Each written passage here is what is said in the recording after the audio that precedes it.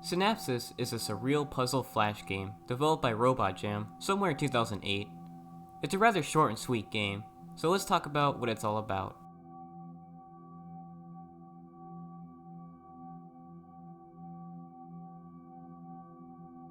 Synapsis takes players into a cube that warps the main character into a portal of sorts, where they can go into 4 different areas to collect items and find clues on what to do next. It's a fairly standard point-and-click game. Interact with the environment, use items when necessary, experiment with ideas, and some items will come in handy later. In the hub, players can choose between an open space meant for creating stuff, a prison cell, a subway, or a church to explore. Additionally, there's another room players can access in the rooms on the left. Honestly, there's not too much to say about the gameplay of Synapsis, considering how simple it is, and the fact it was a free Flash game in 2008.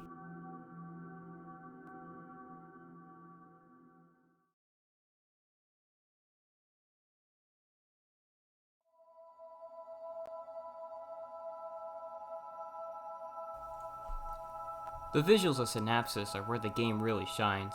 It's dark, dingy, lacks a lot of color, depressing, and surreal. The atmosphere in this game is reminiscent of what the internet deems as liminal spaces, empty areas that are waiting in time and space until they're occupied again. Take the subway section for example. Subways are usually filled with people surrounded by their chatter as they wait for a train. Yet in this game, another human cannot be seen for miles. The ambience of the area fills the void of sound, and there's only so much one can infer from their perspective. This empty atmosphere fuels a feeling of unsettlement. If nothing is here, nothing can hurt or jump out at the player. So why does it feel like danger is present?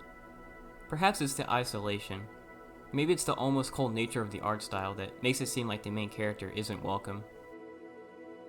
The only other human in this game is this unknown man who was seen after dialing the number in the book found in the knowledge room.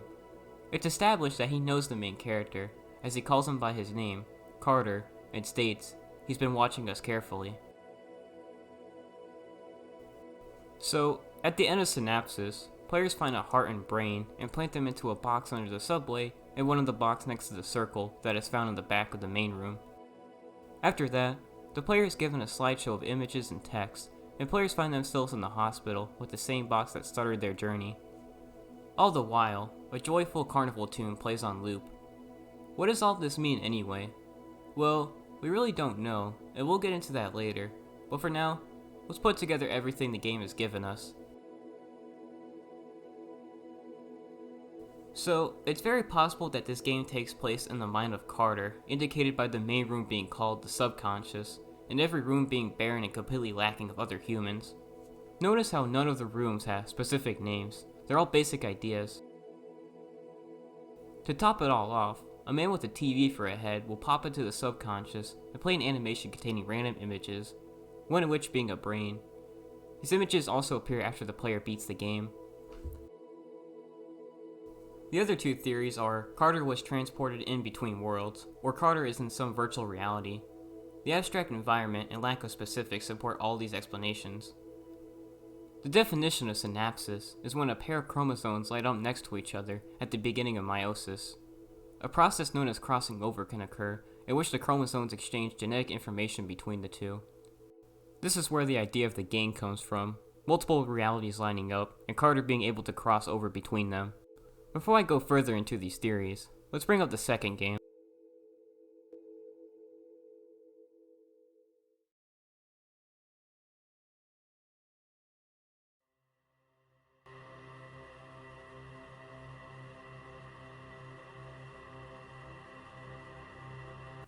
Synapsis 2 was released somewhere in 2011 and follows a lot of the gameplay from the first game. Find clues, use items, you get the idea. The progression in this game is also largely improved. Players will still have to complete everything in a room, but they'll also need to get pieces of a knight's armor and pieces of a picture of a man wearing a gas mask. This makes sure the player leaves no stone unturned and really use their brain for the puzzles. So what about the visuals and story?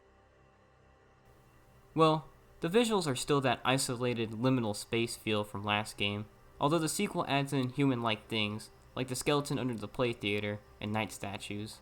It adds on to the idea that the closest thing we'll get to a human in this dimension, or other world, is still not living, and ultimately, inanimate. There's more color and variation in designs in this game, which works real well with this game to complement the more various gameplay and idea of jumping between dimensions.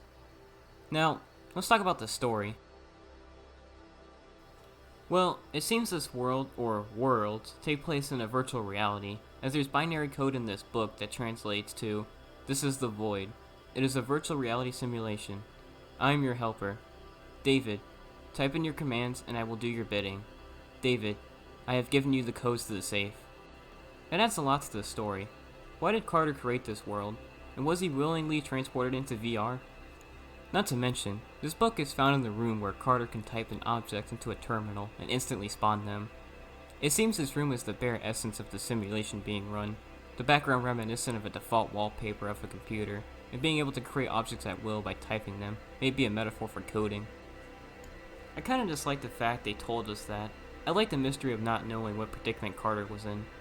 Anyways, it seems like the world Carter is in has expanded as he's in a bigger and more various simulation. So it seems the simulation is growing on its own, or it's just running its course, as this game takes place right after the first one. Well, let's delve deeper into the story by talking about Synapsis 3. Oh wait, it's not a thing. Robot Jam had plans for a third game that would tie everything together, but the developer went completely offline, not responding to anybody on their Congregate page, and the last time they were online is years ago. Now all we have is theories.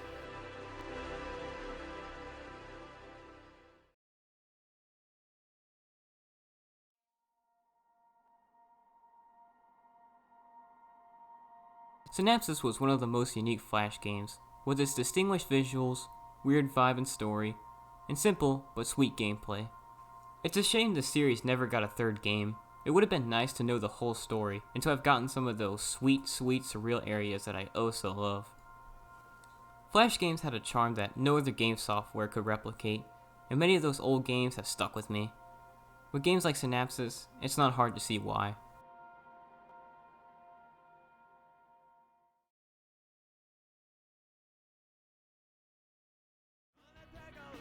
Hello everybody, this is Doge Buddha. Why don't you make yourself comfortable and sit down. We'll talk about Guitar Hero for a second. So as I was writing the script to this video, Activision was bought out by Microsoft, and this is important because Activision owns the rights to Guitar Hero. So with Microsoft now owning the rights to it, it might see a revival, and Phil Spencer was even talking about reviving some series that have been out of commission for a while, that Activision owns. So obviously if you watch the channel, and if you watch the Guitar Hero Warriors of Rock review, you know that Guitar Hero is very important to me as a series, and just as a part of my life. I mean, I created I think 9 Guitar Hero videos. Actually, maybe more than that. I have the main music stuff, and then I have the actual reviews. So I have a lot of appreciation for this game series. So obviously I wanted to talk about it maybe coming back one day. Now you might be wondering, if I'm going to talk about Guitar Hero, why is Rock Band 2 in the background? And just like Chris Hansen, I'll get to that in a minute. I just want to mention that I'm going completely off script with this. I think this is the first time I've ever gone off script in one of my videos. So I was just going to do a short review on Synapsis 1 and 2. Then as I was writing the script, this happened. So I'm doing this little segment as just a way to share my thoughts about the future of Guitar Hero. So first thing, how do I feel about Guitar Hero potentially coming back? Well, I mean, I'm kind of indifferent about it, and the reason I say that is Rock Band 2 Deluxe. In the middle of 2021, I started playing Rock Band 2 on the PS3 emulator, and it was awesome. I loved that game a lot. I liked the story a lot.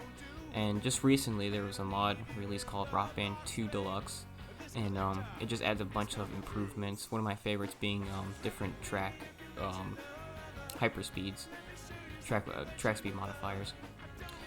So I've been playing the absolute shit out of that game. It's so fun, and with the PS3 emulator, you can uncap the frame rate, and you can also upscale that. I think you can upscale the games all the way up to 8K. I'm not 100% sure, but so it it looks nice, and 60 FPS venues looks really good. So if another Guitar Hero game comes out, it's gotta have all the features of Rock Band 2 Deluxe on being played on a PS3 emulator. So that would include uncapped frame rates, 4K resolution, 8K resolution, just anything past 1080p. A really good creative rocker system, some really nice venues, some really nice visuals, different track speeds,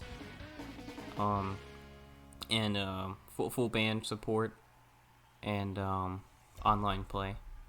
Now I know some of these things sound obvious, like obviously they're gonna include online play, and they'll probably have features from World Tour 5 and Warriors of Rock, stuff like Creator Rocker, and maybe they'll bring back full band gameplay. The only thing I don't mind seeing this next Guitar Hero game having is custom songs, and obviously that's for more copyright reasons, and there's only so much that they can do about that legally. So, but this next Guitar Hero game, it needs to have all these features of Rock Band 2 and some more, because it's like I can buy a cheap PS3, cheap Xbox modern Xbox 360, and play these games and have pretty much a better equal experience. Or you can, if you have a good enough PC, you can just rip Rock Band 2 from a PS3, play it. You can upscale that shit all the way to 8K if your GPU supports it. I mean, honestly, this game looks good even in 1080. So as someone who's been with this series for a long time, I played the Guitar Hero games a bunch, and I literally did an in-depth review on all the mainline ones. If you ask me, this next Guitar Hero game needs to have everything that Rock Band 2 Deluxe has offered, and I think it really needs to. If you ask me, I think they should bring back some of the classic features about Guitar Hero. Bring back some of the classic characters, right? I'd love to see Izzy Sparks, Pandora, the Grim Reaper, God of Rock. You don't even have to have real celebrities.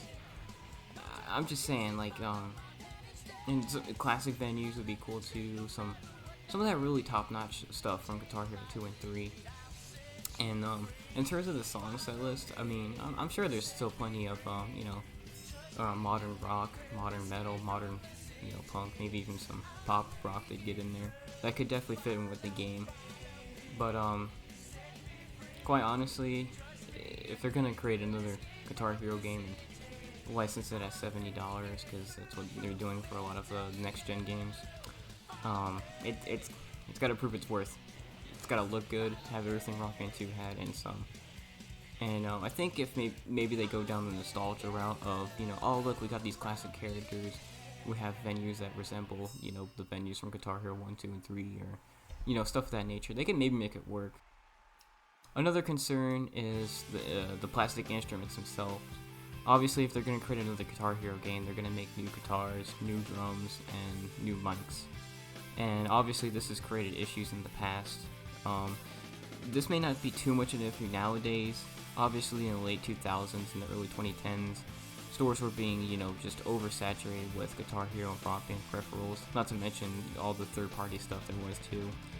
Obviously stuff like that is not really in, GameStops anymore. If you want to buy a Guitar Hero controller or a Rock Band controller, you go on something like eBay, Mercari, stuff like that. So, that wouldn't be too much of an issue, but then if, Microsoft or Activision want to do yearly releases of it, it could be, an issue. But then another concern too is Guitar Hero is kind of a niche market. I mean, when Guitar Hero Live and Rock Band 4 came out, I mean, this didn't sell that well, and just took a rest from there. So as I mentioned before, if Guitar Hero is to get another game, it's got to have all the features of Rock Band 2, and just, something that's really gonna make this game stick out, really bring interest back into Guitar Hero. And I don't know what that could be, because I mean, if it was me, I'd say something like, really, really good story mode that's really engaging, or maybe they can bring something back from like each Guitar Hero game. So like, you have the classic characters from the guitar and bass only games. Then you have like the really cool rocker options from the full band games, or maybe something like a quest mode, power modes from Warriors of Rock would be really nice. So, and also a PC port, that'd be really awesome. That way modders can get their hands on it and add a bunch of stuff to it, like custom characters, custom songs, custom menus. That'd be really nice. So I don't really have much else to say past that. I mean, if another Guitar Hero game is gonna come back, it's gotta be really impressive. I mean, Rock Band 2 Deluxe has already given me my fill of fake instrument gameplay. It's really fun, and again on the PS3 Million you can make it look real nice. So with that being said, I'm out.